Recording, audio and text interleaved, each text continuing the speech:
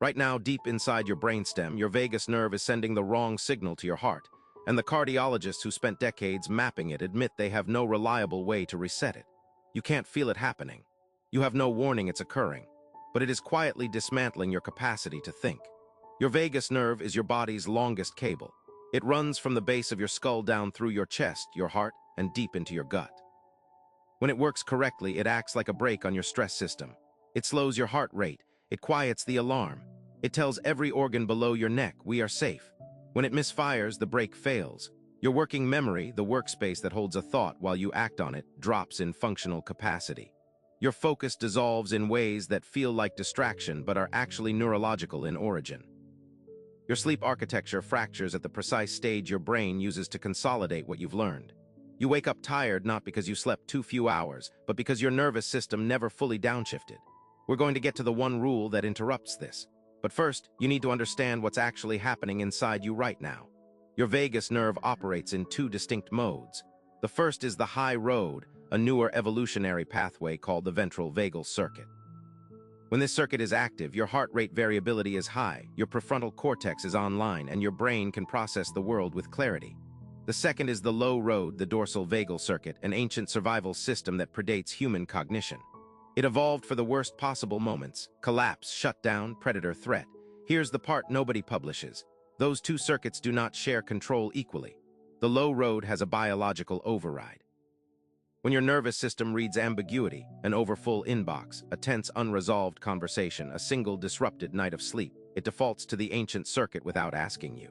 It doesn't give a warning. Your heart rate variability drops, cortisol elevates, your brain shifts from thinking mode into threat scanning mode. You're not anxious, you just can't seem to focus. That's the misfiring vagus, and it has been running your cognitive life far longer than you realize. The cardiologists who first measured vagal tone in high performers discovered something uncomfortable. The nerve doesn't respond to willpower. You cannot think your way into the high road. You cannot simply decide to feel safe. Your prefrontal cortex and your vagal circuit operate on different biological timescales. Thoughts move at the speed of language. The vagus responds at the speed of raw bodily sensation. What this means is that every productivity framework built on mindset, intention, and motivation is targeting the wrong layer entirely. They're sending software commands to a hardware problem. The vagus nerve doesn't read your goals. It doesn't respect your schedule. It reads one thing only: the physical signals your body sends it second by second. That's why the experts who mapped this system have no intervention to offer. The fix doesn't live inside cardiology. It lives inside a rule almost no one knows exists. And here is the part that will contradict everything you've been told. When most people discover vagal dysregulation, they're told to meditate, slow the breath, cultivate stillness, be present.